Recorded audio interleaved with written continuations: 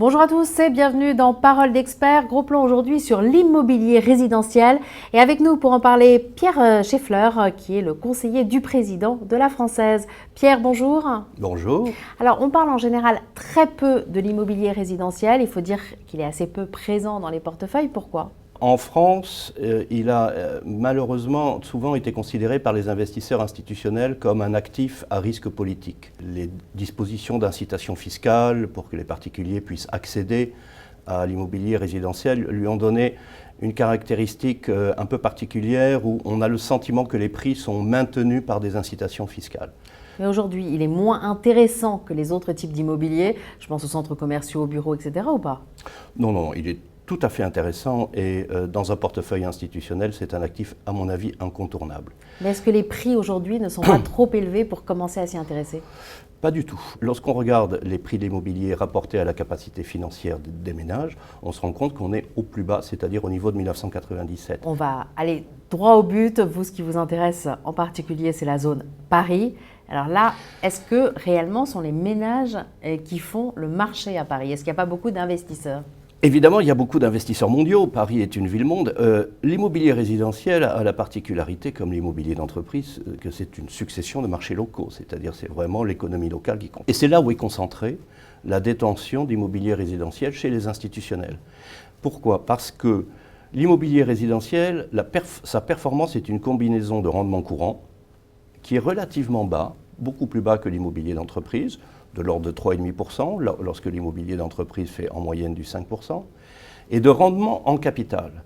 Et la composante rendement en capital, sur laquelle on n'insiste pas suffisamment, est très intéressante, car elle est totalement décorrélée des autres marchés.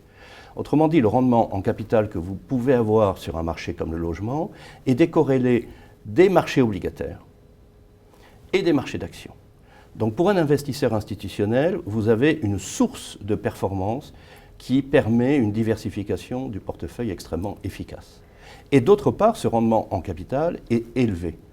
Il faut bien se rendre compte que sur des périodes longues, de 25, 35 ans, le logement a été l'un des meilleurs actifs, les plus performants en termes de performance totale.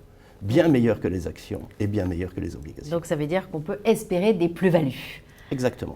Alors, dernière question, quels sont les véhicules d'investissement, s'il y en a, qui permettent de se positionner sur l'immobilier résidentiel papier ? Il en existe de plus en plus,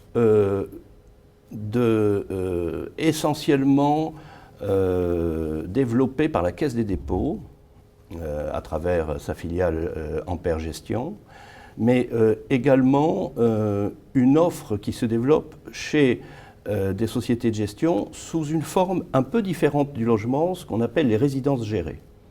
Que ce soit des résidences seniors, que ce soit des résidences étudiantes, c'est un risque logement. Ça offre un rendement courant supérieur au logement.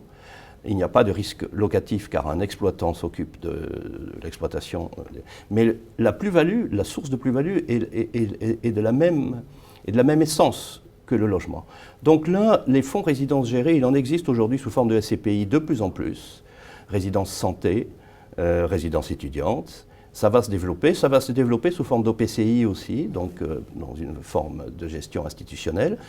Il en existe une offre aujourd'hui relativement importante sur le marché des OPCI, et ça va se développer. Mais ça reste très petit par rapport à ce qu'on connaît en Allemagne et aux USA. Donc du potentiel. Un énorme potentiel.